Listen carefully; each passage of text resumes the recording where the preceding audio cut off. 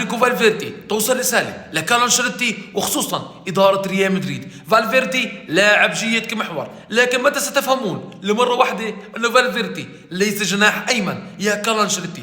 عندك 5 مهاجمين كلهم بيلعبوا جناح ايسر الا مهاجم واحد مصدوم على الدكه اسمه ابراهيم دياز. ابراهيم دياز اللاعب الوحيد اللي بريال مدريد بيلعب جناح ايمن، ومع هيك كارلو أنشيلوتي ما معطيه فرصه يلعب اساسي لانه مباراه واحده. كارلو أنشيلوتي اعطيه المباراه قدم كيليان امبابي نفس الاداء اللي كان يقدمه مع باريس او مع المنتخب.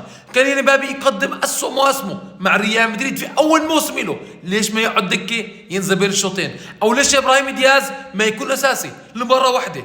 ابراهيم دياز يلعب جناح ايمن، لكن فالفيردي يلعب كمحور احسن ما يلعب جناح. وعندك رودريجو وفينيسيوس ومبابي كلهم بيلعبوا جناح ايسر، وفي كل مباراه بيتجهوا كلهم للجناح الايسر. يبقى الجناح الايمن يتقدم له يا فالفيردي يا كرفخال